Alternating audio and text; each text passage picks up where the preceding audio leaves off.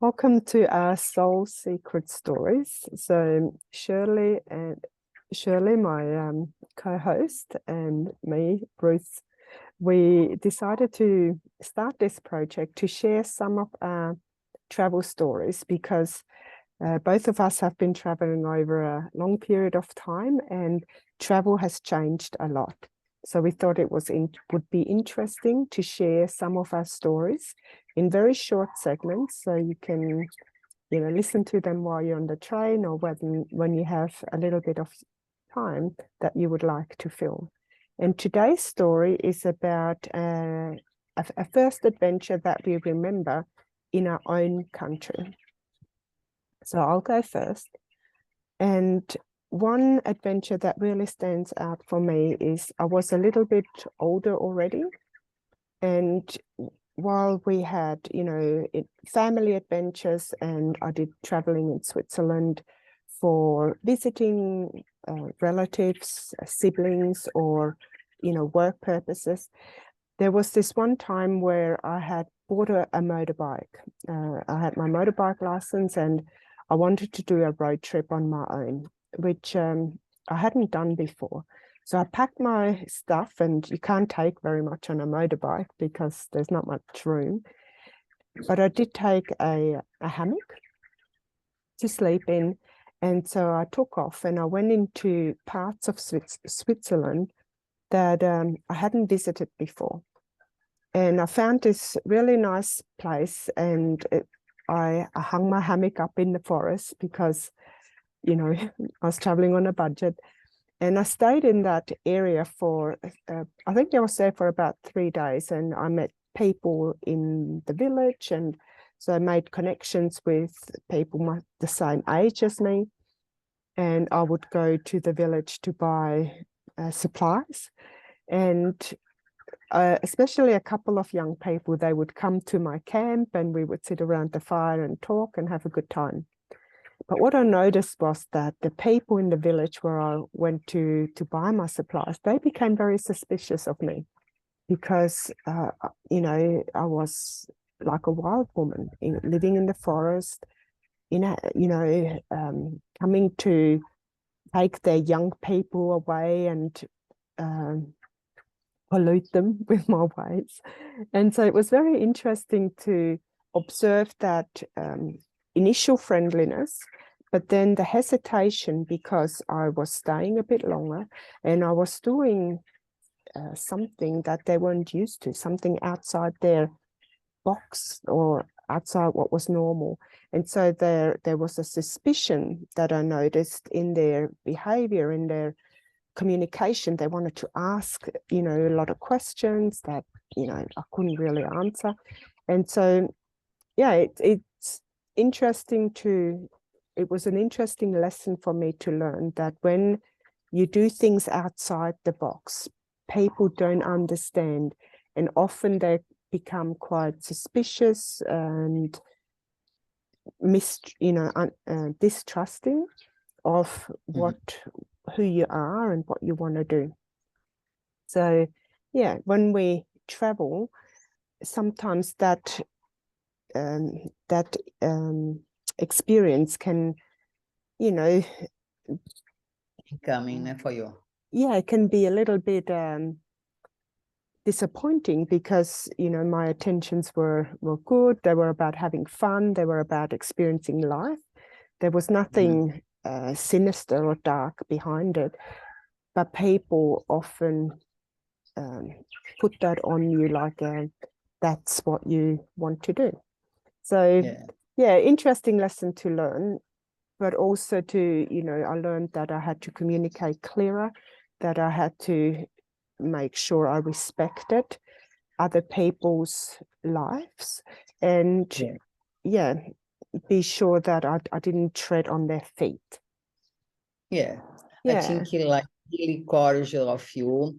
And when you travel, you know that you need to have this communication and be really clear what your intentions, and people going feel you. I always have this kind of experience that if you tell your truth, they're going to feel you. You connect with good people and everything going well. Yeah, sometimes, not always. For example, my husband and I were currently in Bali, and the Balinese, they just ask all the time, where are you going? You know, what are you doing? Where are you from? And so, so, and we were talking about their questions. It's probably the basicness of their English as well, but I think it's also about community life, where people just want to know who you are, where you're going, what you're doing, so they feel safe within their community as well. They know where you are, what are you doing? Yeah, always discussions. Yeah. What about you, Shirley? What's your memory that comes up? The story coming for me was when I went to Spain by myself. I left my job that I was working for the government.